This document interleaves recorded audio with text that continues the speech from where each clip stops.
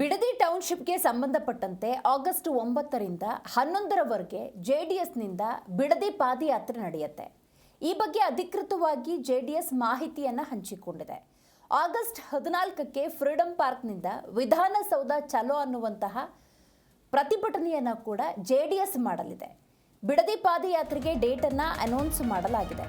ಹೌದು, ಬಿಡದಿ ಟೌನ್ಶಿಪ್ಗೆ ಸಂಬಂಧಪಟ್ಟಂತೆ ಜನಾಕ್ರೋಶ ಹೆಚ್ಚಾಗಿದೆ. ಜೊತೆಗೆ ಆ ಭಾಗದ ಜನ ಪ್ರತಿಭಟನೆಯನ್ನ ಮಾಡಿದ್ದಾಯಿತು. ಈಗಾಗಲೇ ಘನತೆವಿತ್ತ ಮುಖ್ಯಮಂತ್ರಿ ಡಿ ಕೆ ಶಿವಕುಮಾರ್ ಅವರು ಯಾರೆಲ್ಲ ಜಮೀನು ಕೊಡ್ತಾರೆ ಅವರನ್ನ ಮಾತ್ರ ಸ್ವೀಕಾರ ಮಾಡುವುದು ಅನ್ನೋದನ್ನು ಕೂಡ ಉಲ್ಲೇಖ ಮಾಡಿದ್ದಾರೆ. ಆದರೆ ಈ ಬಿಡದಿ ಟೌನ್ಶಿಪ್ ಪ್ರಾಜೆಕ್ಟನ್ನು ಕೈ ಬಿಡಬೇಕು ಅನ್ನುವಂಥ ನಿಟ್ಟಿನಲ್ಲಿ ಆಗಸ್ಟ್ 9ರಿಂದ 11ರವರೆಗೆ ಜೆಡಿಎಸ್ನಿಂದ ಬಿಡದಿ ಪಾದಯಾತ್ರೆ ನಡೆಯುತ್ತೆ. ಆಗಸ್ಟ್ 14ಕ್ಕೆ ಫ್ರೀಡಂ ಪಾರ್ಕ್ನಿಂದ ವಿಧಾನಸೌಧ ಚಲೋ. ಬಿಡದಿ ಪಾದಯಾತ್ರೆಗೆ ಡೇಟನ್ನು ಜೆಡಿಎಸ್ ಅನೌನ್ಸ್ ಮಾಡಿದೆ. ನೂತನ ದಿನಾಂಕವನ್ನು ಜೆಡಿಎಸ್ ಪ್ರಕಟ ಮಾಡಿರುವುದು. ಜೆಡಿಎಸ್ ಯುವ ನಾಯಕ ನಿಖಿಲ್ ಕುಮಾರಸ್ವಾಮಿ ಪೋಸ್ಟ್ ಒಂದನ್ನು ಹಂಚಿಕೊಂಡಿದ್ದಾರೆ.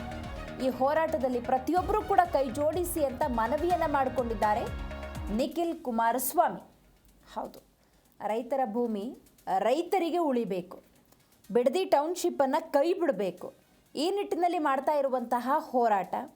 ವಿಧಾನಸೌಧ ಚಲೋ ಕೂಡ ಹಮ್ಮಿಕೊಳ್ಳಲಾಗಿದೆ.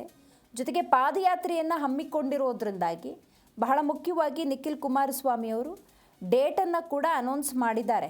ಸೊ ಹಾಗಾಗಿ ಈ ಬಿಡದಿ ಟೌನ್ಶಿಪ್ಗೆ ಸಂಬಂಧಪಟ್ಟಂತೆ ಮುಂದೆ ಯಾವ ರೀತಿ ಹೋರಾಟಗಳು ನಡೆಯುತ್ತೆ ಅನ್ನೋದು ಬಹಳ ಮುಖ್ಯ ಆಗಿದೆ.